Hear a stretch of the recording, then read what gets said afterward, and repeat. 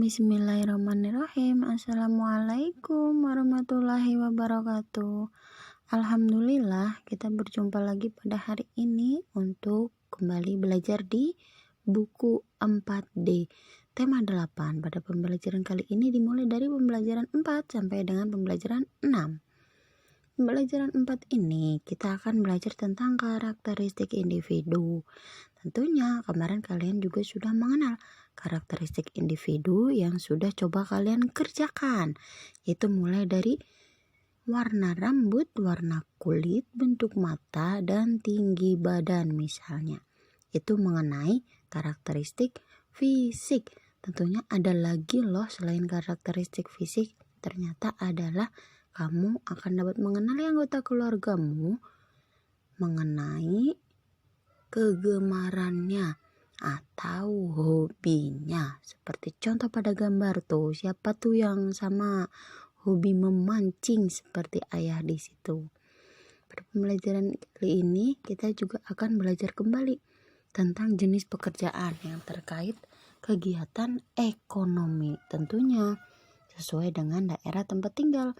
Seperti contoh di pedesaan kemarin, itu ada petani. Kalau di perkotaannya itu ada di bidang perkantoran. Nah, kita akan mencoba menjelaskan melalui kegiatan ekonominya seperti produksi, distribusi, dan konsumsi sesuai dengan daerah tempat tinggalnya ya.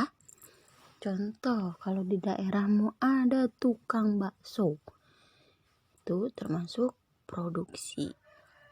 Selanjutnya adalah tokoh utama dalam teks fiksi. Kita ingat kembali, tokoh utama itu apa sih? Tokoh merupakan satu hal penting dalam suatu teks fiksi. Nah, tokoh utama itu biasanya disebut dengan tokoh sentral. Tokoh utama itu biasanya mereka yang menjadi pelaku utama yang mengalami suatu peristiwa. Tokoh utama muncul dari awal sampai akhir cerita. Tokoh utama ini nanti bisa berwatak negatif dan berwatak positif. Kalau yang positif itu berarti berwatak baik, dan yang negatif berarti berwatak tidak baik. Nah, pada pembelajaran kali ini akan kita lanjutkan mengenai karakteristik individu. Kalau tadi masih tentang karakteristik fisik, sekarang adalah tentang karakteristik fisik kegemaran atau hobi. Nah, seperti contoh pada gambar, yaitu bunda yang rajin memasak misalnya. Ayah rajin bekerja dan mempunyai kegemaran lain, yaitu memancing. Sedangkan aku hobi membaca. Nah, tentunya dengan berbedanya kegemaran, keluarga ini diharapkan bisa saling melengkapi antara satu dengan yang lainnya. Selanjutnya adalah menentukan karakter tokoh protagonis dan antagonis dalam teks fiksi.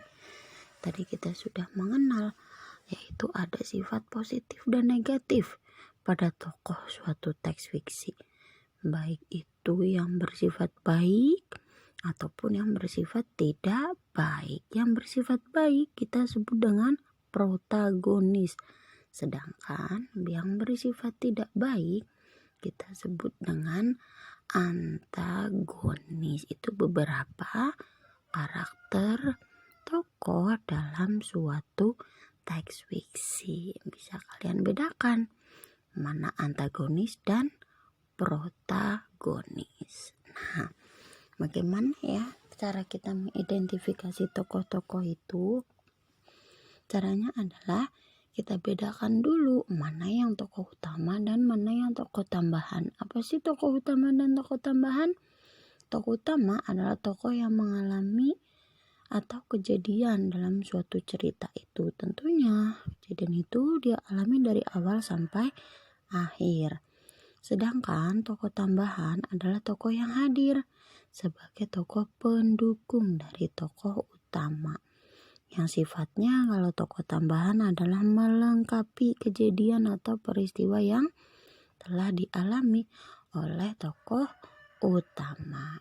Nah, Di sini kalian sudah bisa belajar apabila kalian membaca suatu teks fiksi, kalian akan dapat menentukan peran tokoh dalam cerita itu dengan cara membaca keseluruhannya. Selain itu juga kamu bisa tahu watak yang baik, watak yang buruk dari setiap karakter tokoh.